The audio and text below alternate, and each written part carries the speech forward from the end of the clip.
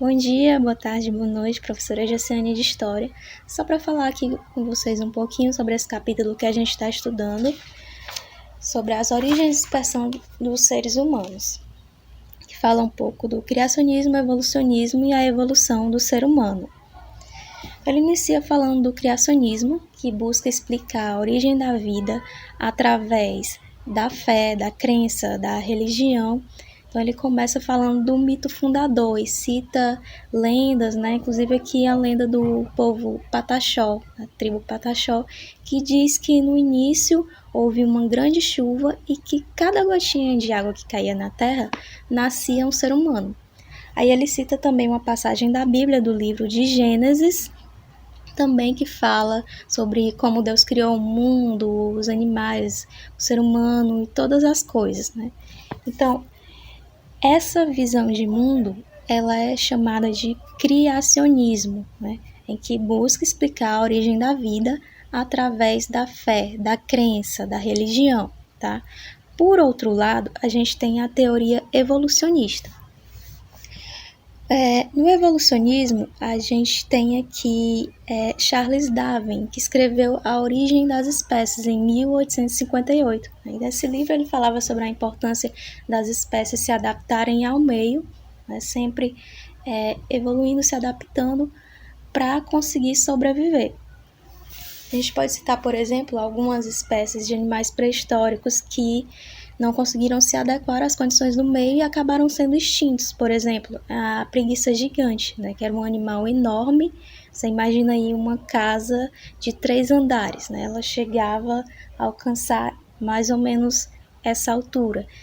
Assim, um animal muito grande, muito lento, então ele se tornou uma presa fácil, para predadores e acabou sendo extinto. Isso aconteceu também com vários outros animais, tá? A gente pode citar também como exemplo o urso polar. O urso polar é branquinho, é mais fácil para ele, ficou mais fácil para ele de se esconder, de se proteger no meio da neve. E também ele tem uma pelagem bem espessa, o que protege ele do frio, tá?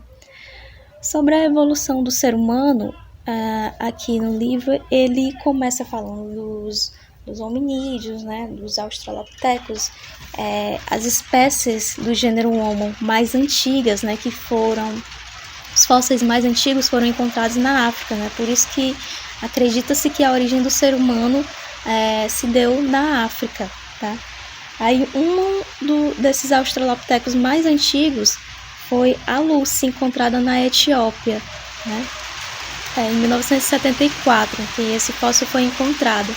E colocaram esse nome de Lucy porque eles comemoraram tanto por ter encontrado esse fóssil que fizeram uma festa, colocaram a música dos Beatles, Lucy in the Sky with the Diamonds, e por isso batizaram o fóssil de Lucy. Mas aí já foram encontrados outros fósseis também, mais antigos até do que a Lucy.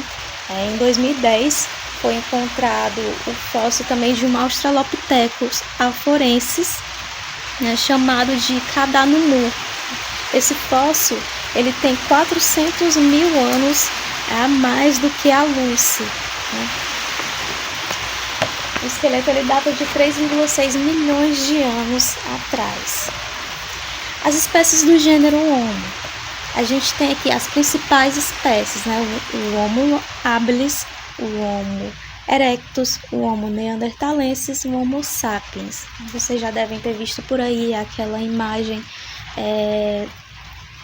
dos hominídeos, em fileiras, o Australopithecus, bem mais parecido com um macaco. Parecido, não é um macaco, é um hominídeo.